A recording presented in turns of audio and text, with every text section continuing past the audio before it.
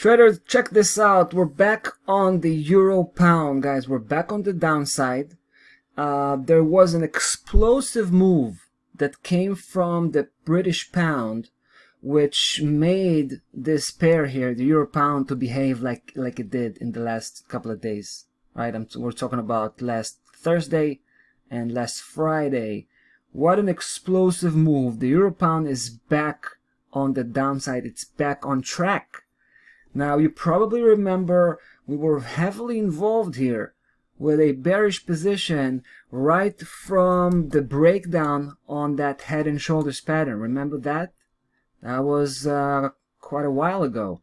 And we had such a successful bearish campaign, even though we were aiming for twice that move, than the point when where we got out. Basically, we were aiming at 85.40.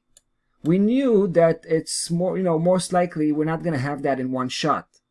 So we took that under consideration. But basically, we were chasing the downside trend until at some point we noticed that price was reacting to that head, to that 200-day moving average. And when it basically came back, crossed back above, and began to establish itself back above that moving average, that's where we pulled out, right? And we knew that we were going to come back. We knew it was a question, it was just a question of when. To be honest, I thought price was going to push all the way to 90.68, and we're probably going to have here like a monumental, retest. And that's going to be our cue to jump back in and to attack with full force. Basically just come back to the original plan, chasing price all the way to 85.40. Let me remind you why 85.40 is our go-to target. For that, I'm going to have to take you to the monthly chart. This is where this setup is coming from. As you can see, this is a massive one, right? Starting from 2016, that's how big it is. And these are the moves we had so far. It's 4 legs. Now the fourth leg, guys, take a look. Quite interesting. Sent that huge spike just to grab the previous highs by a very, very small margin. And then, of course, it was much easier for price to turn around completely and basically engage with the next move, which is supposed to be the fifth leg back to the lower section. As you can see, this is why we're focusing here 85.40 as our primary target, right? Now, we didn't expect that, explosive move, obviously, but it started on Thursday, right? Last Thursday, we had that single day drop. It was such an impressive move.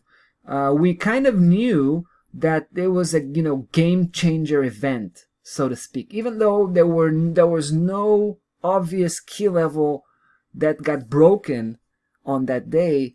Just from the sheer volume and the intensity of that move, we figured out that there was a game-changing event and price is back on the downside.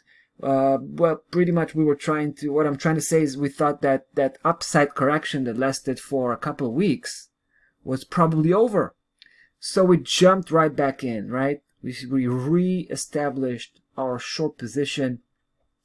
And when we opened up the market today, guys, we found another explosive single day drop, which was happening on Friday, right? That was good. That was good indication that price is back on the downside.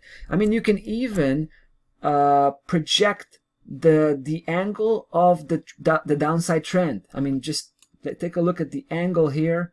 You can pretty much continue that same angle. Looks like price is coming back to that very track.